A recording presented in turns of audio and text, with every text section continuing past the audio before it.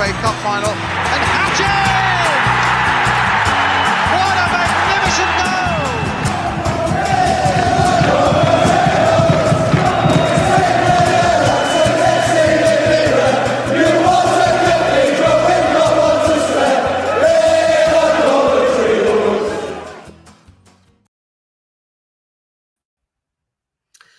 Good evening and welcome to All Things Sky Blue match preview. Our away game at the Swansea.com stadium, I think it's called. Apologies if I've got that wrong, Luke. Our away game on Saturday at 3 o'clock kickoff. So just before I bring my guests in, just remember where you can find us. We are available on X or Twitter, Facebook, Instagram, TikTok. We are available on YouTube. So please go and like and subscribe. And we're also available on podcasts, so Amazon, Spotify, or wherever else that you get your podcasts from. Please go and rate us 5 stars on there. Apologies if my voice gets a bit gruff. I will take a bit of a drink and I will let others speak as well when I bring them in. We're sponsored by Right Steel Fabrications. His logo's in the corner. He can do your steel fabrication work up and down the country, but mainly in the Coventry and Warwickshire area. We're partnered with the Anecdote Sports Bar at the CBS Arena and also the Sky Blue Tavern, where I am again tonight. So let me bring my first guest in, my fellow colleague from All Things Sky Blue, Mark Smith. Good evening, Mark. How are you? Hi, Stuart. Yeah, good. Thanks, Steph. Good. So, still not been formally announced yet, and I know Luke is really bitter. He's one of the bitter ones about it.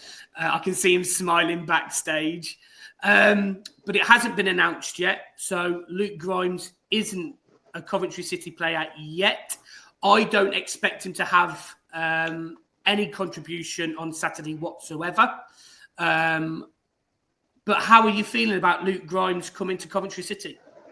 It's Matt Grimes, not Luke Grimes. Oh, sorry, Matt. Sorry. Yeah. Sorry, Matt Grimes. Yeah, Matt Grimes.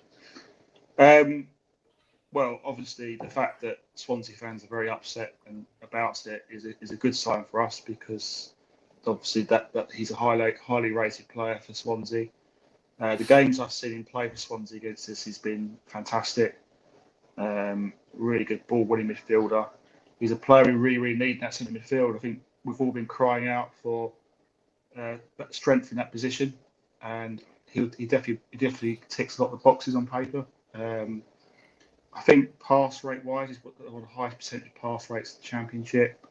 Obviously, Luke knows more about him, so obviously we'll bring him in a bit. But it's a really, really exciting signing. And I think what it shows to me is the Frank Lampard effect, the pull that Frank Lampard could attract these players, this quality.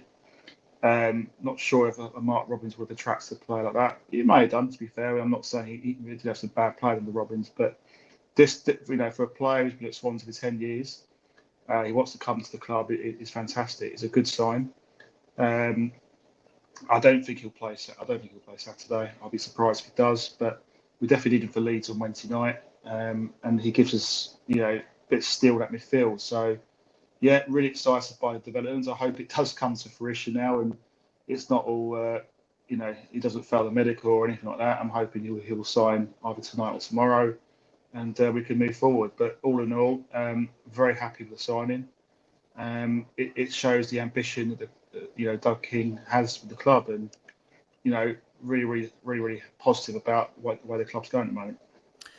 Yeah, obviously Doug King over the past few months, and even in the summer. Had his critics, and probably rightly so. But he's the type of signing that we wanted in the summer, wasn't it? We can't rely on Sheaf being available every single game. But Matt Grimes, over 300 appearances, in his Swansea career, I think Luke Williams' interview earlier on that I saw. I think he said he substituted him once in the past 10 years or something ridiculous like that for a cup game. So he's ever present, and he's somebody that, touch wood, he doesn't all of a sudden have an injury record with us, because he hasn't for Swansea, has he? No, I think the other thing as well is he's a ready-made player. We're not signing a 19 or 20-year-old That's player. We're right. Yeah. signing someone who's got experience in the Championship. He's played over 300 games for Swansea. He knows the division well. He's got undoubted qualities that we need him for. And I hope that he when he comes to the club, he plays like he has for Swansea, and be a major asset. And if we're talking about a club like ourselves who wants to be back in the big time, these are the players we need to attract to get out the Championship. It's definitely a compliment to the club that he wants to come to us. Yeah. We're not a massive club in terms of the overall landscape of English football, but in terms of the Championship, we are one of the bigger clubs, and I think it's great that we're attracting players of the quality of Matt Grimes. So all in all, I'm really excited and can't wait to see him in the sky blue shirt. Yeah, definitely. And our form's starting to pick up as well. So that's a good thing.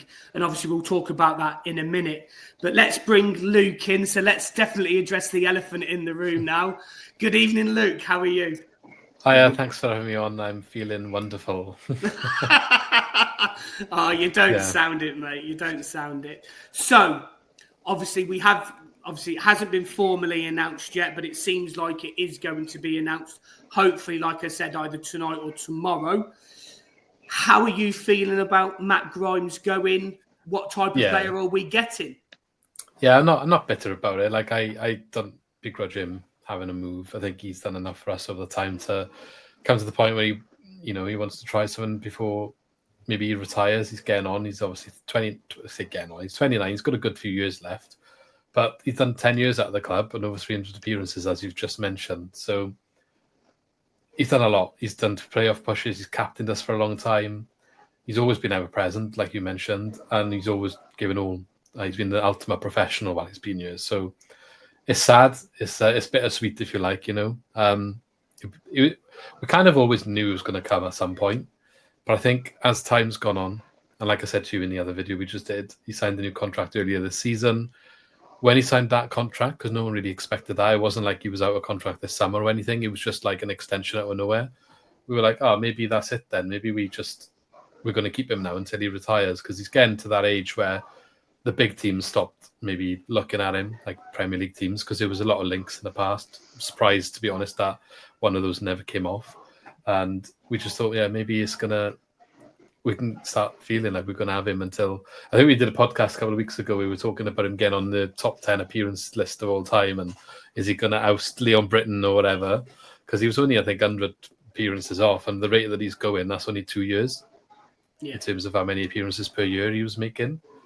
And we were trying to work out where he's going to fall on that list. But apparently he's going to fall short. So, yeah. Oh, okay. So what type of player are we getting in Matt Grimes? So we play a heavy possession-based football style, and he's the guy that runs that for us, essentially. He's the guy in the middle. We look for him to control the ball, to move it around, spread the play.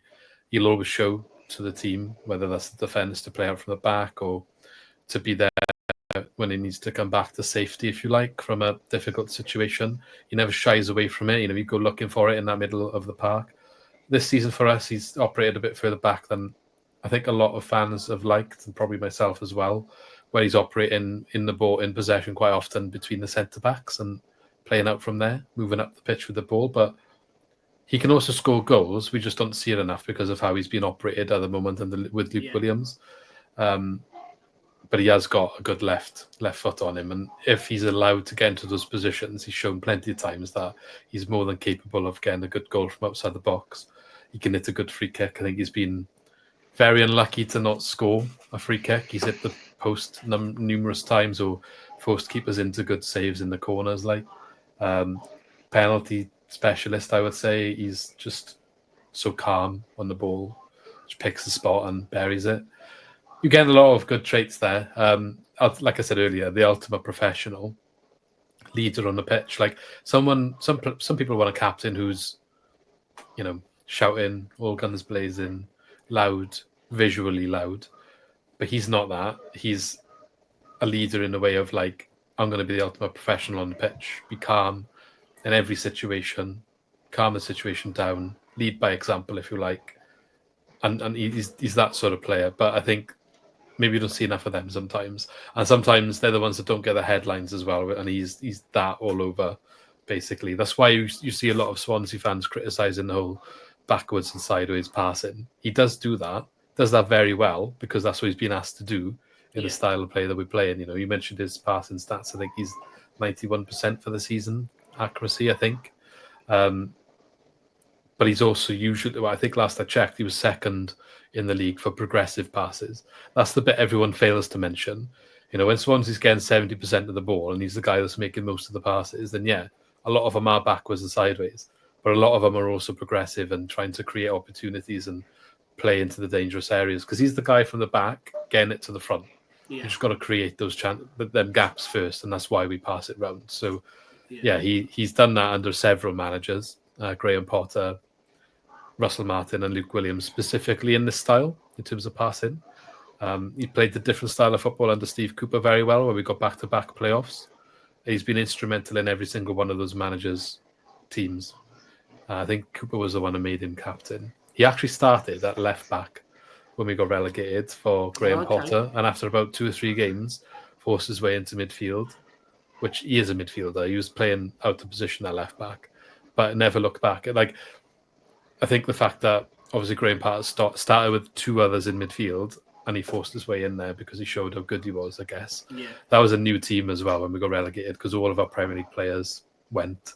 Yeah. We basically relied on our youth team that was very good at the time, full of names that have moved on to bigger things, I guess. Ollie McBurney, Dan James, Joe Rodon, Connor Roberts, a lot of them.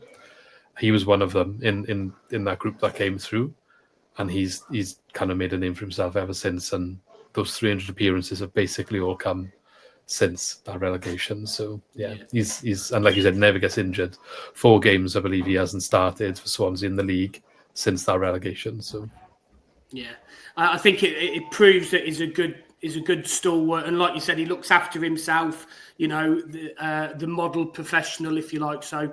You know, again, because nothing's been formally announced or anything, everyone's just kind of speculating. We don't know how long the contract is. You know, some people are saying that it's a long contract, so I would imagine 4 years, maybe plus another one, or maybe 3 years plus another one to make it 4. You know, so that takes him to what, 33, 34 potentially. Yeah. So yeah, but that kind of defensive midfielder, you know, always has a little bit more longevity. You know, if you look at forwards in the past, like Rooney and people like that, they've started up top, but they've worked their way backwards because they can prolong their career just a little bit more, can't they? Yeah, he's so technical on the ball that he doesn't necessarily need the physical attributes. Like, he's very fit. Don't get me wrong, he's very fit, but like, he's not the one that's going to be doing, you know, sprinting down the pitch. Like, I'm not saying he won't if you're on a transition and defending, like say a corner breaks against you and they're running at you go, like he'll always be there to try and make that last ditch tackle.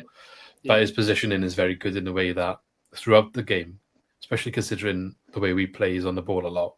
You know, he's not exerting too much energy when he doesn't need to be doing that. So that will allow him, especially with the lack of injuries he's had over the years, that will allow him, I would imagine, to play as long as he wants, maybe into his 30s. There might be a time where he decides he's had enough or whatever, but you know, it doesn't need to be 33. He could probably be a lot longer if that's what he wants to do. He's more than capable of prolonging his body to do that. It just depends when the drop-off comes.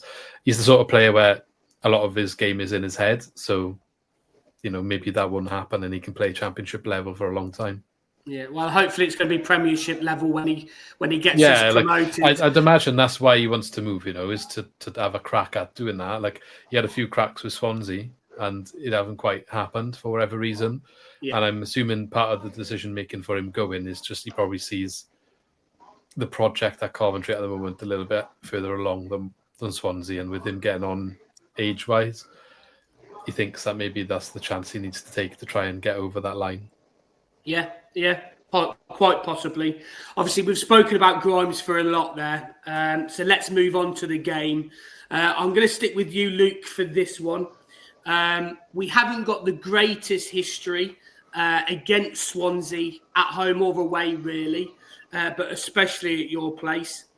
I think 1950 was the last time that we won it away at you guys. That's a long, long time. If there's ever a bogey side that we've got, you're one of them, along with Preston as well.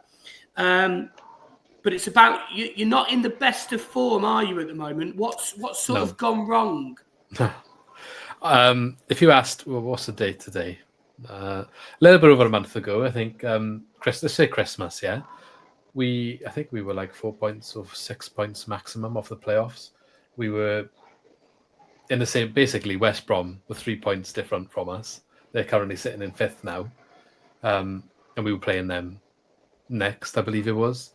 And all of a sudden, our manager was getting asked some questions in the press about going to West Brom, kind of out of nowhere. And he made some interesting comments about it, which ultimately, the long and short of the story was he was going to go to West Brom. Was very weird about it in the press. And whatever's gone on there, because they ended up pulling out. Now, on paper, officially, the club will say, and he will say, there was never approach, it was never happening. I think we all know it was. I've heard enough to be convinced that was the case. Okay. From multiple sources that collaborate together, I don't want to go and... I'm not trying to say I'm in the know or anything, but I think a lot of people know that something definitely happened there. Okay. And ever since that, we have not won a game. Wow. That's the plain and simple of it. And it's not even just that, right? Before this, so the two games before that were around Christmas, we won against QPR away. No, sorry, QPR at home and Luton at home. They were both quite good wins for us, especially the QPR one, quite convincing. It looked like we were really starting to click, go in the right direction. We got January on the corner. Who could we bring in to try and bolster the team? Maybe we can look at playoffs, right? This is realistic. I was going on a Portsmouth podcast. There was the next game. And they were like, right, are you pushing for playoffs? Is that your goal this season? Because that's what even the outside, the championship was thinking. We were one of them teams on the periphery. I think I'm sure it was 4 points at the time where we were knocking on the door, potentially. Now, I didn't necessarily think we would get over that line. I thought maybe we'd be one of them teams trying to by the end. All season up to that point, we hadn't lost a game by more than one goal. Literally, all season. So that we played everyone once by that point. Hadn't lost a game by more than one goal. He starts talking about this in the press. All these rumours come out. Go to Portsmouth away on New Year's Day and lose 4-0. Out of nowhere. And they're in the relegation zone at this time. No disrespect to them. But when you haven't lost a game all season by more than one goal, and you go away and get battered 4-0 by the team in the bottom three, that's just a bit weird. Then the West Brom game was the next one. And a lot happened that week in regards to this rumour. He was going, then he wasn't. Then we had to play him. Because we thought, we were like, are we going to go into this game now? They're going to take our manager, and his first game is going to be against us in our stadium. It's just weird. Obviously, I said about earlier, didn't I? The Grimes thing is the same thing happening again. But he didn't go. He had to come out and do a statement to say, oh, sorry for what I said. I never intended it that way. I thought it was all a joke when I was getting asked about it. Backtracking, basically. Wow. But we drew that game, actually, in the end, funnily enough. We shouldn't have, but we did. But yeah, ever since, we've just been poor, especially away from home. We've just been rotten. The biggest game of the season then against Cardiff was the one after. And you think, okay, if he's really going to brush this under the carpet and say nothing ever happened and, he's still got the squad playing for him, it's all harmony within the camp, then go and show us by playing Cardiff and, if you don't win the game, put a good performance in. But we got battered there as well, horrendous. I think it's their biggest win in a long time against us away from home. One of them where you just want to hold the cover underneath you and fall into it. It's just, not good. And it's just gone downhill from there. We got battered against Norwich away. I told you the Sheffield United game at home was that was a good performance, to be fair, but it just didn't go our way. It's just, I don't know, the season's kind of fallen apart ever since those rumours about West Brom. And now we've got this Grimes situation. Everyone's like, is that linked? Is there something going on behind the scenes?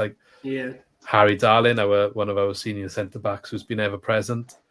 He's out of contract in the summer. He was by all accounts signing a new deal after Christmas, following Ben Kabangu, who's just done that because they were both out of contract. And this whole thing with the West Brom, apparently he was just about to sign and pulled out because of the uncertainty with the manager. So, yeah, I don't know what to say, really. It's gone from really looking going like the right direction, building some in a project. Maybe we don't get playoffs this season, but we'd probably be good placed next season to have a proper crack. Yeah. So now we're like, are we in a relegation battle? Like genuinely in a month, it's just fallen apart. So that's why everyone's so bitter or like sad, I guess, about Grimes going, because it just feels like what has happened? Like literally what has happened in a month. Do you feel that he has lost the dressing room? I just don't think the position's been tenable since he basically said in the press to West Brom, go and speak to my agent. Right, okay. Like and then it hasn't happened. And I just think I feel like perhaps we haven't got enough money to go and sack him. So we're like hoping that it will all blow over and we'll carry on. But it's night and day, the difference in what we're seeing from before and after. And hindsight's easy, yeah. You can say, well, he should have made the decision straight away. He's disrespected the club. He's caused a lot of instability, basically.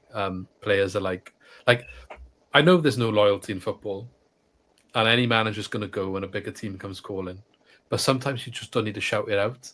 Do you know what I mean? Like in the press. And I think as soon as you shout it out, now it's like, well, I was part of this project, but when's that going to end? Because he's clearly going to go as soon as the first opportunity came. Yeah. So when the next one comes, you're going to do the same again. Do you know what I mean? So how does any player want to commit to that?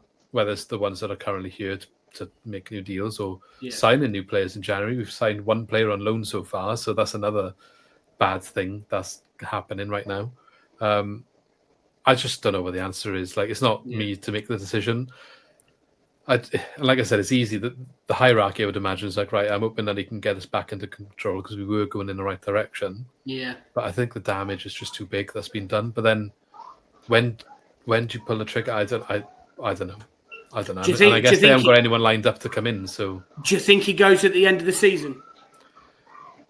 The way the form's going, he'd be lucky to make it to the end of the season. But that's the thing. Then you sack him in 2 games' time when they haven't won another game since, and it's like, well, they should have done it before. Yeah, but it's easy to say that after you don't win for all this time. Yeah. But do you know, because he hasn't won a game since all of that, I think it just makes it harder on the board to say, like, why didn't you pull the trigger sooner? It's not as if it's been up or down. Like, it's literally been down.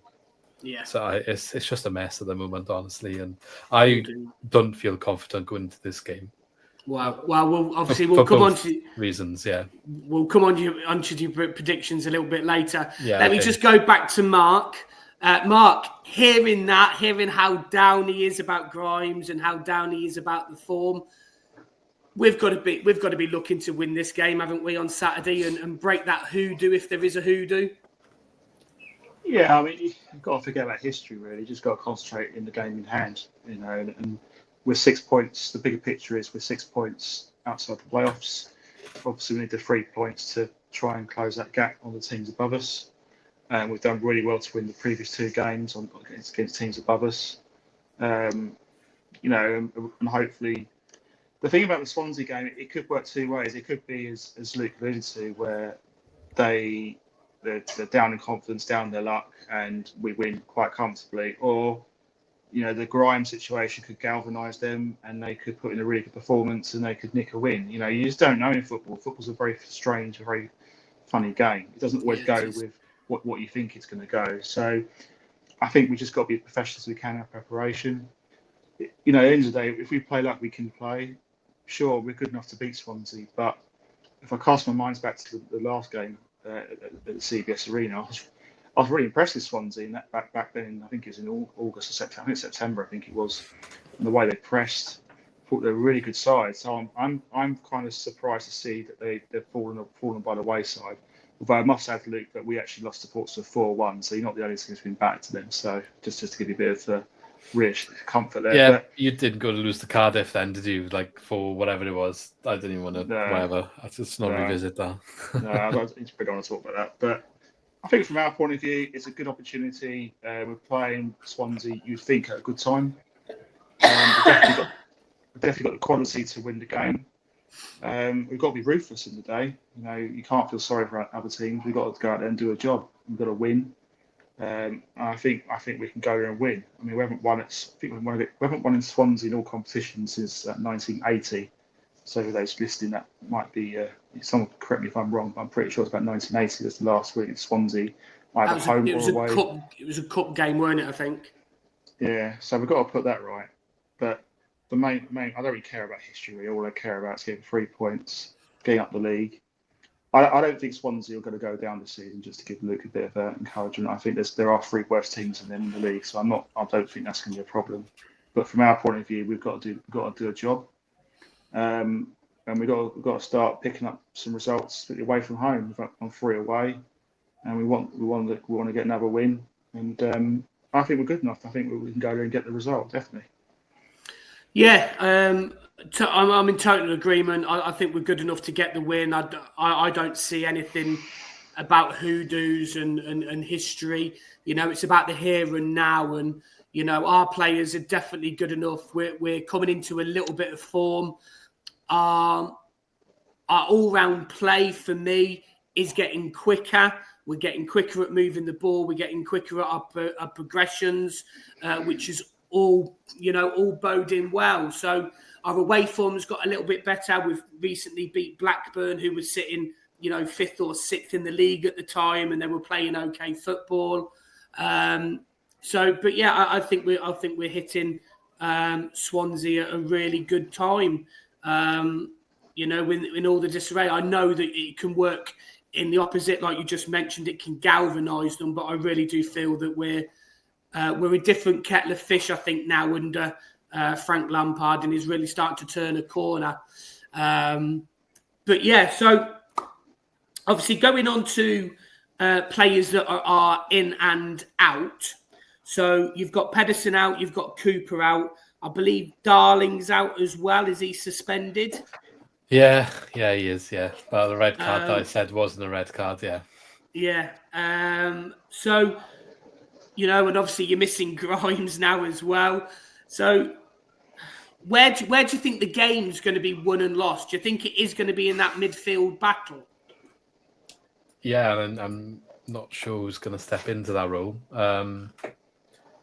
We're better. Well, we are better at home. Don't get me wrong, right? The last 2 results is a 1-1 against West Brom and 2-1 loss to Sheffield United. That was robbery, like I told you earlier. Yeah. The unfortunate part of it is, like, that red card came from that game, and now Grimes is gone. It's all well and good having a decent form at home, but that's 2 massive players to fill, like, shoes to fill.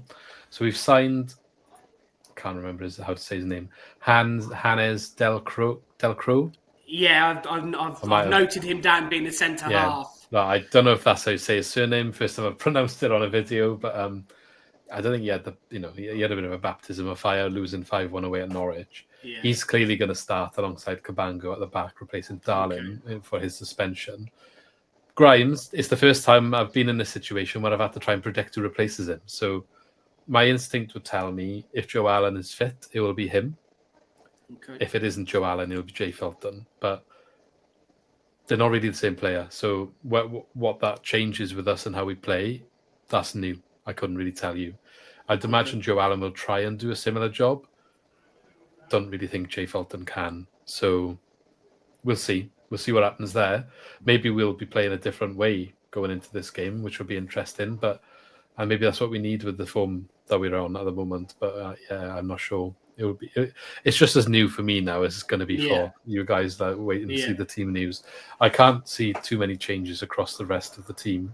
Okay. Potentially, you said Vipotnik, maybe he comes in up top because we haven't been scoring an abundance of goals, so changing things up there might not be too out of the ordinary as well. Yeah.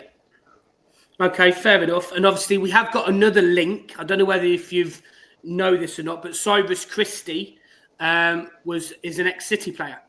He came up through the Coventry ranks. Turn him back. Look, he's done 2 stints here. The first time he was fine. He was good, right back and played quite well. He was on loan that time. We've signed him on a free, I don't know, somewhere into the season, November maybe. I just don't know why we've signed him. He's clearly not fit enough anymore. Right. Okay. We've used him predominantly in a centre-back role, and like every time he's come on, he's just had an error that's led to a goal.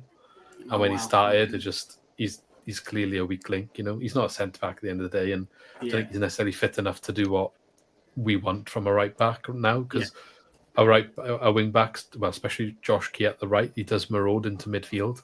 Okay. So I don't think Christie can do that. And, we're light on numbers. That's why we've signed him. It's just, it just shows where our weakness is. Our first 11 was good. Now that's kind of falling apart. The ones behind it, they're not always the good enough quality to come in and maintain the level that we can perform. Yeah. And that's even 60 minutes into a match, So Yeah. that's why we are where we are in the league, or at least before our Christmas, we were kind of just outside the playoffs. That's why we were there. Mm-hmm. But when the first team are going now, that's why we're going further down. Okay, fair enough. Mark, any questions for Luke? I'm just thinking. I mean, if say Swansea, if say worse happens from Swansea point, if they lose Saturday, do you think Luke Williams will get sacked, or do you think the board will just say give him another go? Maybe it's difficult now, isn't it? Because that's the 1st of February. Yeah. And if you're going to go sack your manager then, it's like, well, I don't know. You might do, but it just screams like we just wasted a month. You wasted a transfer window because you could have got, I don't know who's going to come in and whether they got anyone and whether they would have got anyone in that time. But it's just, I think they'll hold on a bit longer in reality. Last I heard was he had 3 games to save his job. I think actually, to be fair, that was before the Sheffield game. So this would be the 3rd game. So if that was true, maybe he does go. But I don't know. I don't know what the financial situation is now with these transfers that we've sold another first team player to Leyton Orient, Azim Abdullahi, not massive money, but I don't know how much maneuverability that gives us with potentially sacking him, because I think that's probably the main reason that they held off, was because they don't want to have to pay out, because then they've got to go and pay to get another one in, especially in this time of year. So I think that's the hope, that he can turn it around so they don't have to do that, because we're already, I think, up against it. What's it called? Not financial fair play, the profit and sustainability. PSR. Yeah, I think we're already kind of backs up against the wall because we don't have the most amount of generated income at Swansea for a lot of reasons. I think location plays a big factor, and we're struggling in that regard. So we don't want to be spending sacking a manager when we're clearly already light on numbers in the playing squad as well. So it's a bit of a difficult situation, I think, to get the right decision at the right time. And I'm just glad I'm not the one that's having to make that call. But it's also, if you don't make the call soon enough, it could keep going worse, So we'll see. I guess it depends on the performance as well. As long as they show enough that you felt like they tried the best and give the best they could, maybe he buys a bit of time. The problem is the away form is the complete opposite at the moment, and it doesn't seem to translate going away what we see at home. So, and when you lose in both, the writing's on the wall at some point, isn't it? Yeah, it is. Obviously we've been there in the past. So we do know how it feels about losing your best players and things like that as well. So luckily we're not on that side of the table anymore. So I'm sure you won't get relegated. Like Mark said already, there are probably 3 worse sides than yourself anyway. So hopefully you're just stable this year. You just, carry on picking up the odd points here and there. You do enough, and then you go again next year with whether that's Luke Williams or someone else. I'm sure you'll be fine. Cheers. After Saturday. Of course, after Saturday. Yeah, you're going to get absolutely battered Saturday, but no, I'm only joking. So, any questions for us, Luke, and any threats that you see from us? I guess just how important do you think Grimes would be? Because he's going to go from starting week in, week out. Do you think that will maintain, or is he going to have a challenge to maybe keep his name on the team sheet week in, week out? I think when Sheaf's back, I think it might be more of a challenge, but until Sheaf's back and fully fit, I think it's pretty much his to lose. I think. Would you say the same, Mark? Yeah, I could see him. I mean, I'd imagine he won't be playing Saturday, so I think he'll be playing again the Leeds match on the Wednesday. Yeah. I think he'll definitely start. I mean, to be fair to Jamie Allen, he's been a revelation since he's been in the teams. So you could say it might be slightly harsh if he got left out, but Grimes is a quality player, and I never in my wildest dreams did I think that he would come, because I'm pretty sure, Lee, if I'm right, did Grimes say in an interview maybe at the start of January that he's really happy at Swansea and that? This is what makes the whole situation weird, because that's why everyone's like, what's happening? Like, what is happening? Because he had 10 years. I think it was around the same time he got over the 10-year mark. Yeah. It was either 10 years or the 300 appearances, or maybe they both came similar time. I can't remember now, but that's what the interview was about anyway, the fact that he'd been here so long. And he was saying them things, and now he's going, so can't make it up, can you? I know. Well, you can't turn down Coventry City when they come calling, to be fair. Say it on my sky, but he's tinted glasses on, of course. To be fair, if one of our players said that, I don't think we'd be happy as well. If Gus Hamer said, like at the time, really happy at the club, and then suddenly he goes, I can understand from a Swansea point of view, but from a selfish point of view, I'm delighted. Yeah, definitely. Going on to predictions then, we'll go to you first then, Mark. What's your prediction for Saturday? I'm going to come off the fence and go for a 1-0 Sky Blues win. I don't think it's going to be a pretty match. Okay. Swansea is not an easy place to come. I don't care about the situations there. They're a good side at home. But I think with the resilience, the way we're playing, I'm hoping that momentum will continue. I think we'll win 70th minute by Milan Van Ijvaak. It's going to score. Don't know why. I'm going nice. Okay. Luke, what's your prediction? Yeah, I think it's going to be tricky. Like, it's a new era for us in a way with the midfield. Don't know how that's going to look. I'm going to just go 2-1 Coventry, I think. I'm a bit down at the moment. I hope that's different. I'd love us to rally around this news and prove otherwise. But apparently the squad wasn't very happy as it is. So we'll see how they turn out on the weekend. But I haven't got high hopes. Okay, fair enough. I'm going to go for a 2-0 victory. I think I think it will be a hard-fought 2-0. I don't think it's going to be as easy as that, but I just feel that the way that you guys are, with Grimes missing for you as well, Darling missing for you as well, I just think that we'll have a little bit too much, hopefully, on the day. So I'm going to go for a 2-0 win. So on that note, on the first podcast that we did of the season, we did some quick-fire questions. So we're just going to go over them quick-fire questions and see what you said and see if anything's changed. Okay. So the first question that I would have asked you was a player to look out for you guys. Can you remember who you said? Did I say Ronaldo, maybe? I don't know. You did say Ronaldo. Has that changed, or... No, he's just hot and cold, but I think he's done okay at home recently. He did okay in the Sheffield game, definitely played well then. So he's one to watch out for, but sometimes he doesn't do anything. But sometimes he does. He's exciting. You know what I mean? He's one of them wingers that can get your bum off the seat, can make you want to punch the ball. So, one of the two things. Okay, fair enough. I also said, where would Cov finish? Can you remember what you said? I know early season, I thought that you'd be playoff contenders. I might have said like mid-table, top half at the time due to your start. Yeah, you said 8th. Okay. So mid-table, top half's kind of... Yeah, so not bad. Has that changed, or are you sticking with... No, I think it's probably about... I mean, I wouldn't be shocked to see you have a crack at the playoffs, and maybe you're either the team that scrapes in or just misses out. So that's probably about right, isn't it? Okay, fair enough. You're heading in that direction, so that's a good prediction. It is indeed, it is. I also said, where will you finish? Can you remember where you said? Oh, I don't know. I don't know if I want to know the answer to this one now. Mid-table, I think 12th, maybe. Yeah, spot on. Absolutely spot on, yeah. Well, that's what I've said since day one of the season. Has that changed? Yeah. I don't think we'll get there now. Right, okay. Personally. Maybe if bottom half. If the last month hadn't have happened, I probably would have said higher, but I think the midfield of the championship's so tight that these little things can have such a big difference. That bottom half is. I'd be happy with bottom half that's not relegated at this point. So Okay, fair enough. I said one player as well from Coventry that you would take.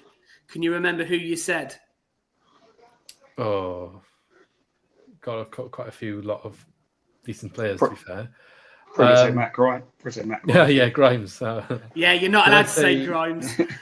I'm trying to check your team 1 second. Obviously, a couple of them we've already had. I think I might have maybe said like Sims or Asante because we haven't needed a striker. No, you said Sims. Okay. Yeah, is that the same? Would you still take Sims? Yeah, we need goals, so I need someone that's going to finish the chances that we create a bit better than what we got now. Okay, so I also asked you about Luke Williams, but I don't know whether I want to say about Luke Williams now. No, you can. I'd be interested in what my views were at the time because I have flip-flopped a lot this season. I was very resilient to get him, not backing him, but I had reservations for a long time. And at Christmas, I finally admitted that I'd come round to him, and then I shouldn't have. And then this happened. I shouldn't have. Yeah. You said. I can't even read my own handwriting. You said press ball, always positive. Oh, because it was quick fire, yeah. So yeah, we press a lot. Fire, we that is fair. We do well when it goes well. We do a high press with high intensity, and look to be positive in that way. It's not always positive, really, when it comes to the results, but that's the intention, isn't it? It is indeed. It is indeed. Right. Thank you very much for joining us, Luke. Much appreciated. That's all right. Thanks for having me. Before you go, just let us know where we can find you and what you guys do. Yeah, if you type in Swanscast, the main ones at the moment, I think X is our main social media platform, not that we post much these days. YouTube and Spotify and all the podcasting places. You can find all of our stuff. So just type in Swanscast and you find us there. Fantastic. Thank you very much. Mark, right, always a pleasure to have you on. Luke, thanks for coming on as well. Much appreciated. Just remember where you can find us, guys. We are available on X, Instagram, YouTube, Facebook, Instagram, TikTok. Please go and like and subscribe on YouTube. Go and rate us 5 stars on podcasts. Join Mark on Monday at 7:30 for a live deadline day stream to see if we can get anybody else over the line on Monday on deadline day. Hopefully by that point, we have actually officially signed Matt Grimes, but that hasn't happened yet. I've been checking my phone and it's still not happened, so a little bit annoyed. But hopefully that will happen tomorrow, and we can all be happy that we know that we've actually got him over the line. But on that note, Luke, good luck for the rest of the season. I'm sure you'll be fine, obviously, apart from on Saturday. And play up Sky Blues. Thank you very much. Thank you.